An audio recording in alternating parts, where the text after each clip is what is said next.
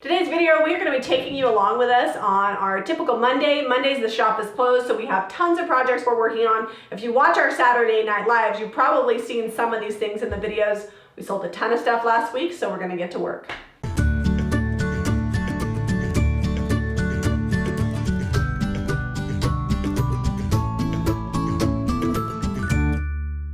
While Jamie's doing painting and stuff, I have things like this, like the backer on this mirror is coming off. So this is a rooster that we painted on our Saturday Night Live. I'm just distressing it, then I'll go ahead and clear wax it, and I'm going to white wax the top.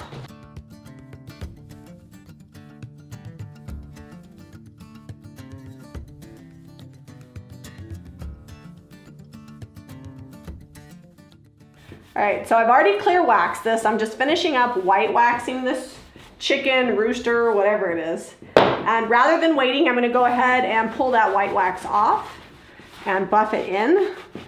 When you're just clear waxing, sometimes you wait a little bit, but I like to get that white wax right off, so that way it's just sticking down in the cracks.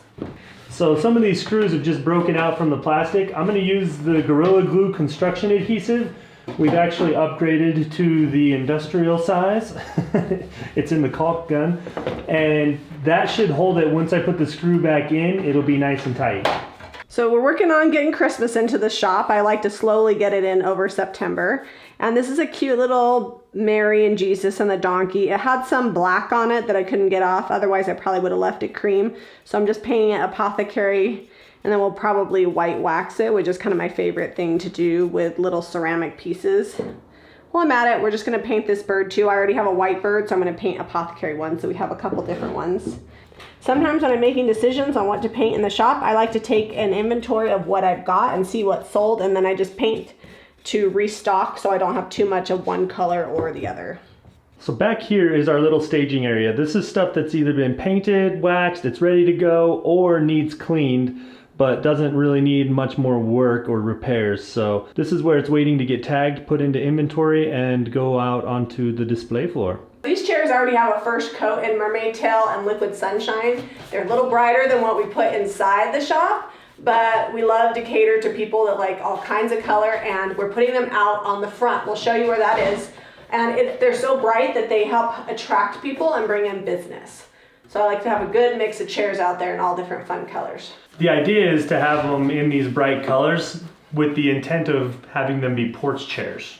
For sure. And then, you know, they're sealed so they can do whatever they want with them. They can porch chair, desk chair, accent chair, whatever works.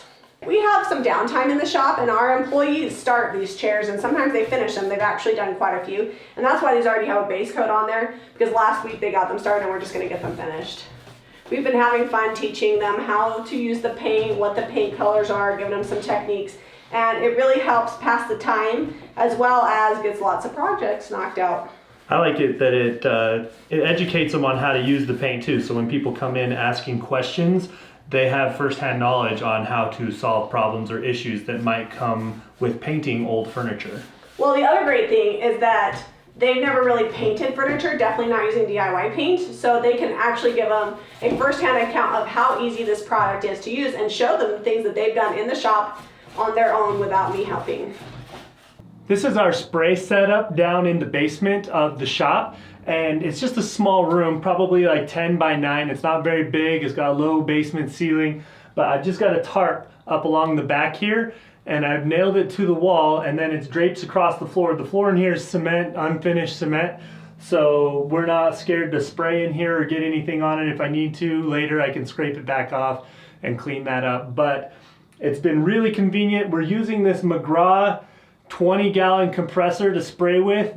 We got it from Harbor Freight. It was like $180 with a coupon when I purchased it. It runs the whole time I'm spraying, but it can keep up enough that I don't lose so much pressure that I can't continue spraying a larger piece. And on something like these 3 stools, it's really convenient. We can just bring them downstairs in the basement, load up the spray gun with paint, and we're going. And it dries really quickly inside here, climate control. We do have a window in here for ventilation, but I like to wear the respirator too. Even though this is a no VOC all natural paint, you still don't want to get paint mist in your lungs.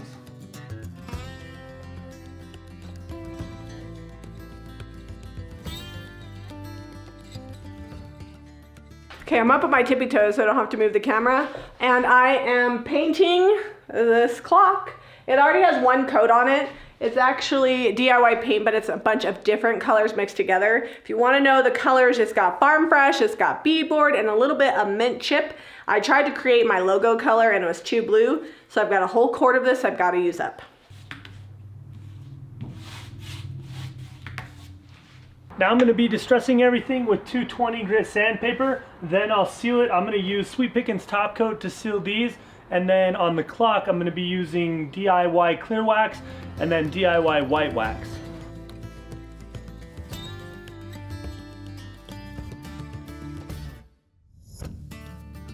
I'm going to switch out sandpaper as I change colors, that way I don't get cross contamination and blue on yellow and white on the blue and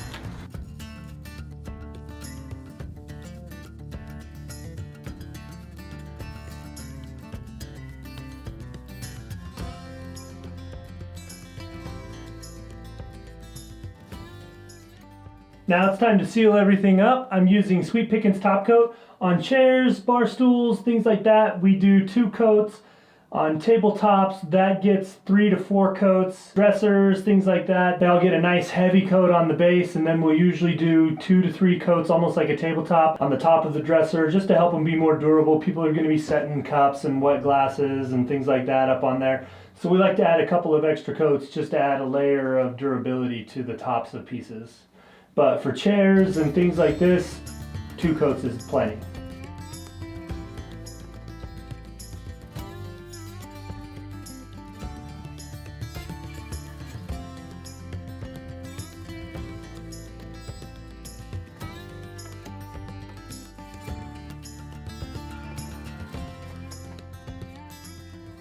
The clock is getting clear waxed, and then I'm going to white wax over it just to kind of hit the details. And I'll wipe that white wax back off before it sets, and then we'll give it a good buff tomorrow and it should be good to go. We clear wax first so that it makes the white wax easier to pull off where we don't want it. Now when you're waxing, you're going to get some highs and lows. Depending on how humid your area is, it could take about 30 days for it to cure all the way and even out. So if you've got splotchiness the day after or even like a few days after, don't worry about it. 99% of the time it evens out and it gets to be all one color. Plus with the white wax, you're not gonna really notice the tone variations once it's all dry and cured. Now normally Jamie and I tag team this, but my mom went back home after the wedding, and so Jamie had to go pick up the kids from school and be mom right now. So I'm waxing this. I'm just throwing a coat of DIY white wax on here, and then I'm gonna wipe it back off and pull it off of the high spots and let it sit down in the cracks. And this is just a dry, lint-free rag. Done. If you wanted to pull off more, you could come back over with the clear and wipe even more off, but I think that's gonna look good. Once that dries, I'll clean up the glass and we'll be good to go. The white wax can also be used as a sealer. The same as the clear wax, it has the same sealing properties. So once we're done with this, it'll be sealed up, good to go. 2 coats of wax on it, essentially. So when we're waiting on stuff to dry, the next step is to tag the things that are already ready to go. We use these little tags from Dymo. They work with our Square POS system. Many items just get the tag put directly on them. So on these brass candlesticks, it's just gonna get a tag on the bottom, kind of like you would find at a regular retail store. On these cows, I can put it on top because it's not gonna hurt the finish, so we've just gotta find the right one. The chicken is getting the tag tied onto it. Yeah, because I think they would probably, here. Because it's too heavy to like be lifting up and looking on the bottom. Yeah. All right, here's that tag for that. Do you have the tags for these? Yeah, they're on here. They're like metal tins.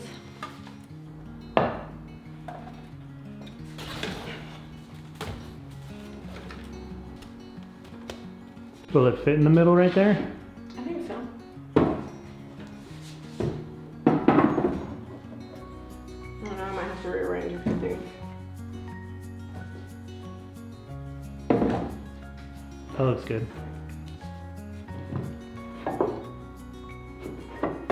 We're on hold on the house for a little bit, so you might see us doing a lot of stuff at the shop, getting it ready for the grand opening and really getting the layers set up how we want to. We're about a month away and I'm starting to feel the pressure. Don't forget to hit up JamiRayVintage.com if you want to achieve similar looks on your home decor or items for your booth or shop. If you like this video, be sure to give us a thumbs up and subscribe to Jami Ray Vintage for more DIY.